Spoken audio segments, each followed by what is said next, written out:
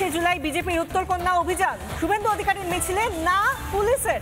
20 বা 22 তারিখ মিছিলে সমস্যা নেই, আদালতে জানালেন রাজ্যের আইনজীবী। আগামীকাল ফের মামলার শুনানি। আগে থেকেই ঘোষণা করা হয়েছিল 21শে জুলাই বিজেপির উত্তরকন্যা অভিযান, কিন্তু শুভেন্দু অধিকারীর সেই মিছিলে না পুলিশের। প্রত্যেকটা ক্ষেত্রেই আমরা দেখতে পাই শুভেন্দু অধিকারী যখনই কোনো মিছিল, কোনো জনসভার ডাক দেওয়া হয় তখনই পুলিশের তরফ থেকে অনুমতি পাওয়া যায় না। অনুমতি নেওয়ার জন্য হাইকোর্টে যেতে হয় শুভেন্দু অধিকারীকে। এবারেও রাজ্যের তরফ থেকে বলা হচ্ছে, রাজ্যের আইনজীবী বলছেন 20 বা 22 তারিখ, অর্থাৎ 20শে জুলাই বা 22শে জুলাই যদি মিছিল করা হয় সেক্ষেত্রে নাকি কোনো সমস্যা নেই। আদালতে জানালেন রাজ্যের আইনজীবী। আগামীকাল ফের মামলার শুনানি। রাজ্য বিজেপির সাধারণ সম্পাদক জগন্নাথ চট্টোপাধ্যায় আমাদের সঙ্গে টেলিফোন লাইনে রয়েছেন। জগন্নাথ বাবু, আমরা এটা তো নতুন দেখছি না, এবার 21 তারিখে মিছিল করা যাবে না, উত্তরকন্যা অভিযান করা যাবে না, ফের না পুলিশের, ফের না রাজ্যের। বারবার কেন এই না? বারবার কেন হাইকোর্টের কাছ থেকে থাপ্পড়কেও কোনো রকম ভাবে শিক্ষা নেয় না রাজ্য? এই রাজ্য ভাবছে এভাবেই স্বেচ্ছাচারীর শাসন চলবে, কিন্তু আদালতের উপর আমাদের পূর্ণ ভরসা রয়েছে। নিশ্চিত জানুন, আমরা 21 তারিখেই শিলিগুড়িতে উত্তরকন্যা অভিযানের অনুমতি পাব।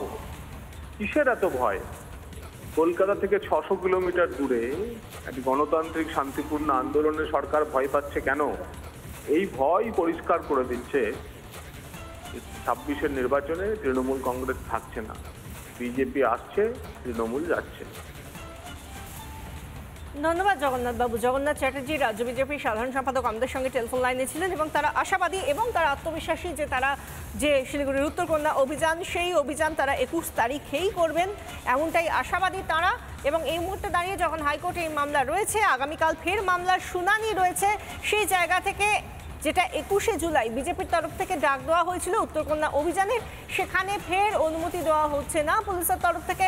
হাইকোর্টে যখন মামলা করিয়েছে সেই সময় আদালতের রাজ্যের যিনি আইনজীবী তিনি জানাচ্ছেন 20 বা 22 তারিখ যদি মিছিল করা হয় সেক্ষেত্রে কোনো সমস্যা নেই, কিন্তু 21শে জুলাই কেন করা যাবে না?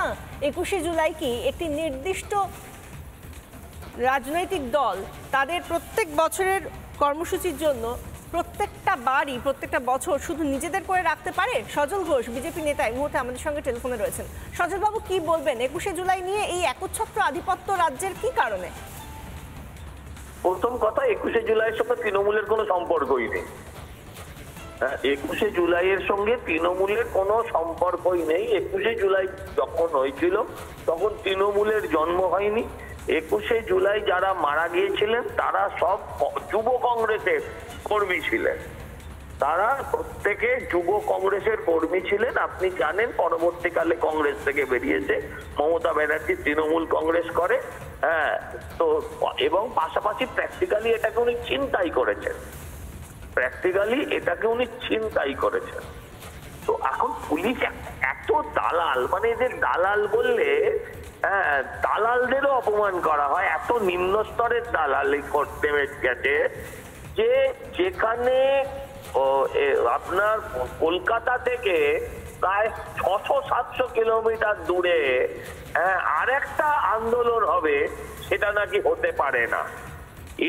এদের যে শেষের দিকটা যে কি ভয়ঙ্কর হবে, এদের শেষটা যে কি ভয়ঙ্কর হবে, এটা মানুষ মানে এরা এখনো বুঝতে পারছে না যে এই সমস্ত কটা জিনিস কিন্তু খাতায় লেখা থাকবে, আর খাতা সবসময় ডান দিকে উল্টাবে না, কোনো কোনো সময় বাঁ দিকে উল্টানো হবে।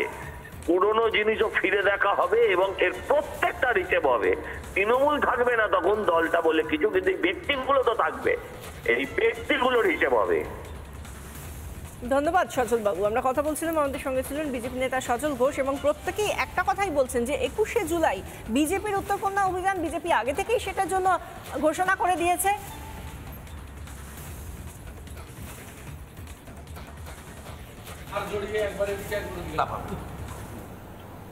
ডিম ভাত জিন্দাবাদ, ডিম ভাত জিন্দাবাদ। কোর্ট বলবে, কোর্ট কালকে 1:15 বলবে। কোর্ট অল্টারনেট রুট চেয়েছিল, কোর্ট সেক্রেটারিয়েট থেকে দূরে করতে বলেছিল, যুব মোর্চা সবগুলোই মেনে নিয়েছে। We law abide people. Court আমাদের সব সময় ডেমোক্রেটিক রাইটস আমাদের এক্সিকিউট করার জন্য প্রপারলি আমাদের শেল্টার দিয়ে এসছে। কোর্ট যা বলবে আমরা তাই করব, কিন্তু কোর্ট তো নিশ্চয়ই তৃণমূলের মতো কথা বলবে না, বা মনোজ পন্থ চিফ সেক্রেটারি রাজীব কুমার বা মনোজ বার্মার মতো কথা বলবে না। কোর্ট তার according to law, according to constitution বলবে, তার ডেমোক্রেটিক রাইট। কোর্ট যেভাবে কালকে বলবে আমরা সেভাবে করব। তবে কোর্ট 21 তারিখের ক্যান্সেলেশনের প্রেয়ারটাও কালকে শুনবে বলেছে। 21 তারিখ যদি প্রোগ্রাম না হয় কারোরই হবে না, 20 তারিখে ওনারা করে নেবেন, আমরা 22 তারিখে করব। আর 21 তারিখে যদি হয় তা উনি একা থাকবেন নাকি? 600 কিলোমিটার দূরে শিলিগুড়িতে কি অসুবিধা? ওটা সাউথ বেঙ্গলটা নিয়ে নিন না। এই যে মানসিকতা, এটা ডেমোক্রেটিক মানসিকতা নয়।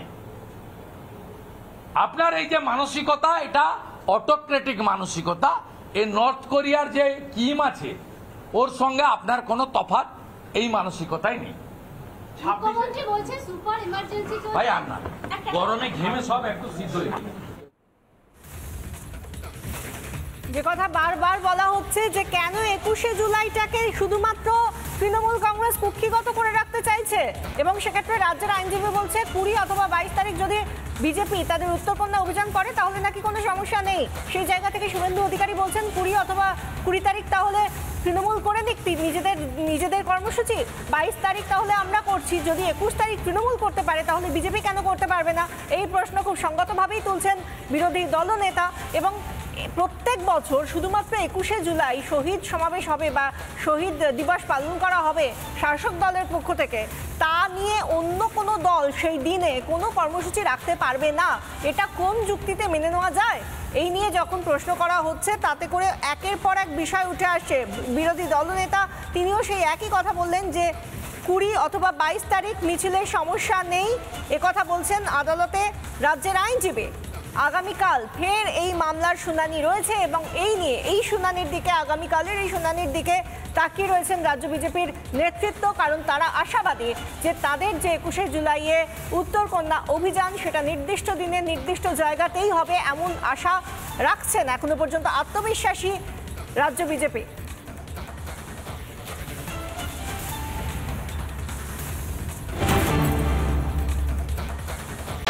নানা ধরনের কন্টেন্ট দেখার জন্য লাইক করুন, শেয়ার করুন আমাদের ফেসবুক পেজ, সাবস্ক্রাইব করুন আমাদের ইউটিউব চ্যানেল। পাশাপাশি অন্যান্য ব্রেকিং নিউজের জন্য অবশ্যই চোখ রাখুন রিপাবলিক বাংলায়।